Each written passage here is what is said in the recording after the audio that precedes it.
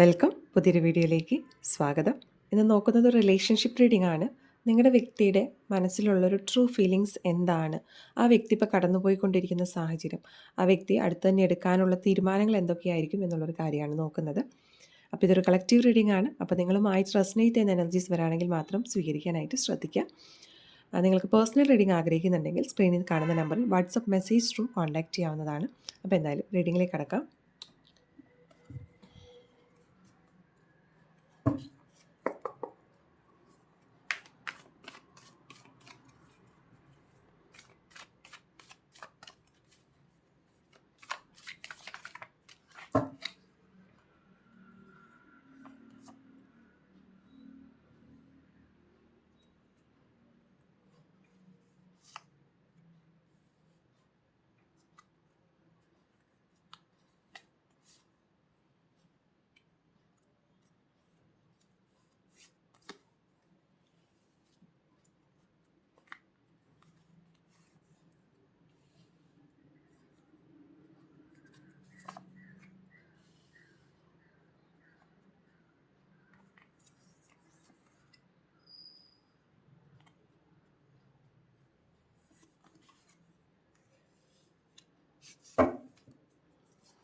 Okay. So ആ വ്യക്തിയെ സംബന്ധിച്ചിട്ട്, നിങ്ങളുടെ പേഴ്സണെ സംബന്ധിച്ചിട്ട് ഇപ്പോൾ ഒരു ട്രാൻസ്ഫോർമേഷൻ സ്റ്റേജിലാണ് നിൽക്കുന്നത്. ആ വ്യക്തി പ്രതീക്ഷിക്കാതെ ആ വ്യക്തിക്ക് എന്തൊക്കെയോ തിരിച്ചടികൾ ലൈഫിൽ സംഭവിച്ചിട്ടുണ്ട്. അപ്പോൾ മേ ബി അതൊരു ആരെങ്കിലും അമിതമായി വിശ്വസിച്ചതായിരിക്കാം. പക്ഷെ എന്തായാലും ആ ഒരു ചാപ്റ്റർ അവരുടെ ലൈഫിൽ ഉണ്ടായിരുന്ന പല വ്യക്തികൾ അല്ലെങ്കിൽ ഉണ്ടായിരുന്ന പല സാഹചര്യങ്ങളോട് അവസാനിക്കുന്നുണ്ട്. ആ വ്യക്തിക്ക് പല രീതിയിലൊരു തിരിച്ചറിവ് വന്നൊരു എനർജിയാണ് നമുക്കിവിടെ കിട്ടിയിരിക്കുന്നത്. അതുപോലെ തന്നെ ആ വ്യക്തി എടുക്കാൻ ആഗ്രഹിക്കുന്നതും ഒരു തീരുമാനം തന്നെയാണ്.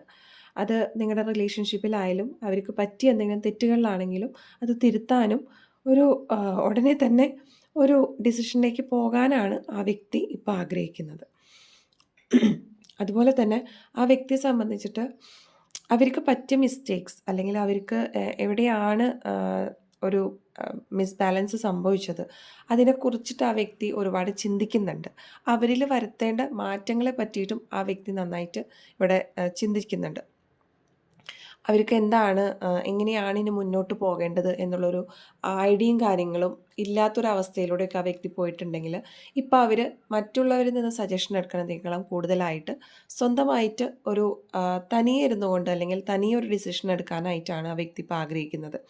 ഇപ്പോൾ കൂടുതലായിട്ടും ഐസൊലേറ്റ് ആയിട്ട് നിൽക്കാനുള്ളൊരു ആഗ്രഹമാണ് ആ വ്യക്തിയുടെ മനസ്സിലൂടെ കാണാൻ സാധിക്കുന്നത്.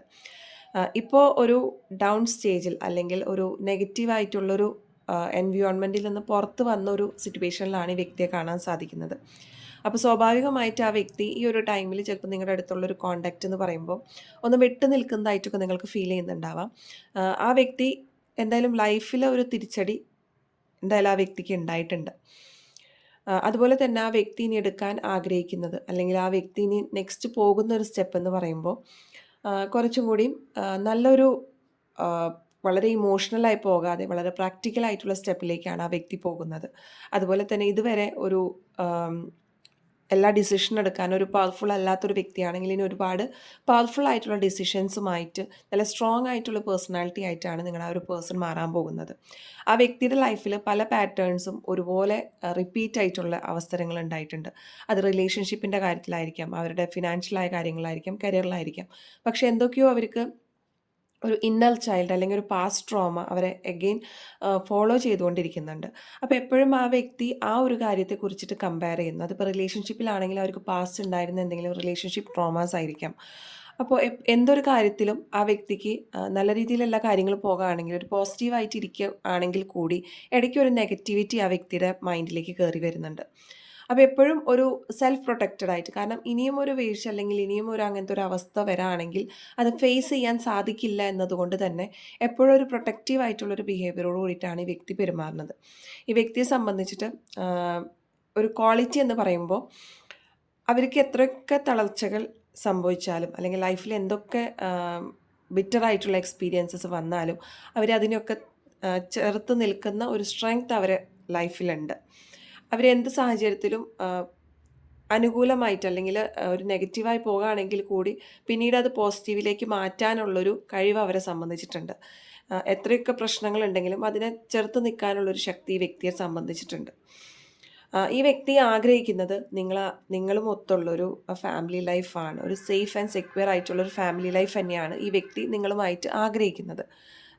ഒരു ഫുൾഫിൽമെൻറ്റ് അത് നിങ്ങൾ ഫാമിലി ലൈഫിൽ എപ്പോഴും ഒരു ഹാപ്പിനെസ് മെയിൻറ്റെയിൻ ചെയ്ത് കൊണ്ടുപോകാനായിട്ട് ഈ വ്യക്തി ആഗ്രഹിക്കുന്നുണ്ട്. അപ്പോൾ ഈ വ്യക്തിയെ സംബന്ധിച്ചിട്ട് ഈ വ്യക്തി അറിയാതെ സംഭവിച്ചതായിരിക്കാം, അല്ലെങ്കിൽ ഇവർക്ക് പറ്റിയൊരു തിരിച്ചടി എന്തോ ഇവരുടെ ലൈഫിൽ സംഭവിച്ചിട്ടുണ്ട്. പക്ഷെ സ്റ്റിൽ അതിൽ നിന്നെല്ലാം കരകയറിക്കൊണ്ട് പാസ്റ്റിലുണ്ടായിരുന്ന പോലെ നല്ലൊരു ഫാമിലി ലൈഫിലേക്ക് പോകാനും, അല്ലെങ്കിൽ ആ പറ്റിയ തെറ്റുകളൊക്കെ തിരുത്തിക്കൊണ്ട് എപ്പോഴും ഒരു സേഫ് ആക്കി വെക്കണം നിങ്ങളുടെ ഫാമിലി ലൈഫ് എന്ന് ആഗ്രഹിക്കുന്ന ഒരു വ്യക്തിയാണ്. മാത്രമല്ല ഈ വ്യക്തിയെ സംബന്ധിച്ചിട്ട് നിങ്ങളോടുള്ള ഒരു വൈകാരികമായിട്ടുള്ള ഇൻവോൾവ്മെൻറ്റ് സ്റ്റിൽ ആ വ്യക്തിയെ അവരുടെ മനസ്സിൽ ഉണ്ട്. അപ്പോൾ ഒരു കണക്ഷൻ അല്ലെങ്കിൽ ഒരു ഫയർ എലമെൻ്റ് ഇവിടെ നഷ്ടപ്പെട്ടിട്ടില്ല. ആ വ്യക്തിക്ക് നിങ്ങളെ സംബന്ധിച്ചിട്ട് ചിന്തിക്കുമ്പോൾ ആ ഒരു സ്നേഹം കരുതലും ഇപ്പോഴും മനസ്സിൽ സൂക്ഷിക്കുന്നുണ്ട് എന്ന് തന്നെയാണ് ഈ ഒരു റീഡിങ്ങിൽ നിന്ന് മനസ്സിലാക്കാൻ സാധിക്കുന്നത്. അപ്പോൾ ആ വ്യക്തിയുടെ മനസ്സിലെ ഫീലിങ്സ് എന്ന് പറയുമ്പോൾ നിങ്ങളോടുള്ളൊരു സിൻസിയർ ആയിട്ടുള്ളൊരു ലവ് ആൻഡ് അഫെക്ഷനാണ് ഇവിടെ കാണാൻ സാധിക്കുന്നത്.